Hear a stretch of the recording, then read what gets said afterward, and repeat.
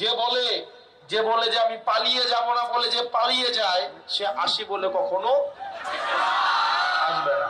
একটা দলরে কেউই পছন্দ করে না, ওদের কথাগুলোকে সবাই মনে করে মুখে যা বলে সবগুলা মিথ্যা বলে।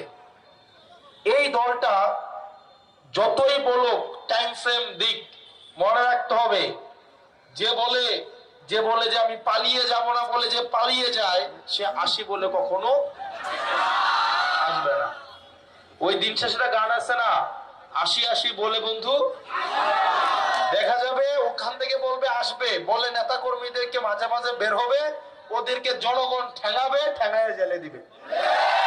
আমরা এমন একটা বাংলাদেশ চাই যেখানে এদেরকে বলা হবে, এই শিক্ষার্থীদেরকে বলা হবে তুমি সমাজের নেতৃত্ব হয়ে উঠবা। অথচ আমাদেরকে কি বলা হয়, তোমরা অমুকের পিছনে রাজনীতি করবা, তুমুকের পিছনে রাজনীতি করবা, অথচ নিজের ছেলে মেয়েদেরকে রাখছে বিদেশে। আমাদের একটা মাননীয় শিক্ষামন্ত্রী আসছেন, এই পর্যন্ত উনি সংসদে ক্ষমা চাইছেন, কিন্তু কি পরিমাণ একটা মানুষ সাইকো হইতে পারে, উনি সংসদে ক্ষমা চাইছেন, ক্ষমা চাওয়ার পরে উনি কুমিল্লা সরকারি মহিলা কলেজের শিক্ষকদের উপর এটার প্রতিশোধ নিছেন। আপনি প্রশাসনের ব্যর্থতা, আপনার নিজের মন্ত্রণালয়ের ব্যর্থতা আপনি কলেজের নিরীহ শিক্ষকদের উপর আপনি চাপিয়ে দিয়েছেন, এবং আপনি আপনার যেই আইনের আপনার ক্ষমতার অপব্যবহার করে আপনি তাদের এই শিক্ষকদেরকে আপনি পোস্টিং করাই দিয়েছেন।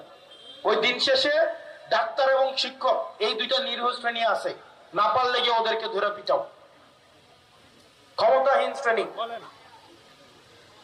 মিলন সাহেব, আমরা আপনার অতীত জানি, আপনার পরিবারের দুর্নীতিও আমরা জানি, মন্ত্রণালয়ে আপনার দুর্নীতিও আমরা জানি। পারবেন কিনা? পারবেন? দেশটা আমাদের, দায়িত্বটা আমাদেরকে নিতে হবে। নেতারা আমাদেরকে প্রতারিত করছে। আমরা ভাবছিলাম কি বিএনপির অনেক নেতা মনে অনেক খারাপ অবস্থায় ছিল, অনেক ক্ষতিগ্রস্ত অবস্থায় ছিল, হয়তো বাসায় বাজার ছিল না, এটা কর্মীদের মধ্যে অবস্থা ছিল, কিন্তু যারা নেতা তাদের ব্যবসাপাতি ঠিকই ছিল। যেমন সংসদের মধ্যে সালাউদ্দিন আহমেদ বলছিল না, কি বলছে, উনার 4টা গাড়ি, উনার 4টা বাড়ি। ওই সময় ছিল যখন উনি শিলংয়ে কি অবস্থায়, গুম অবস্থায়, এবং এই 16 বছরে ওনার সম্পদ 1 টাকাও কমে নাই, বরং 25 গুণ পর্যন্ত ওনার সম্পদ বাড়ছে। ওনার ছেলে ব্যাংকের ডিরেক্টর পর্যন্ত ছিল, কিন্তু যুব দলের ইউনিয়নের নেতা কর্মী বাড়িতে আসতে পারে নাই। পারছে? জ্বালানি মন্ত্রী। আমরা আগে ভাবতাম কি আসলে মনে হয় বিএনপি স্বাধীন পুলিশ চায়, স্বাধীন মিডিয়া চায়, স্বাধীন নির্বাচন কমিশন চায়। গত 16 বছর ধরে তারা এগুলো বলছে, আমরা ভাবছিলাম আসলেই মনে হয় চায়।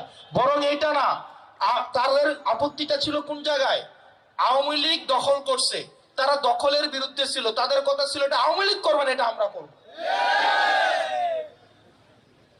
আমরা তো ভাবছিলাম কি দখলই করবে না, কিন্তু ওদের আপত্তিটা কি ছিল এতদিন, এখন দেখলাম আপত্তিটা আওয়ামী লীগের বিরুদ্ধে ছিল।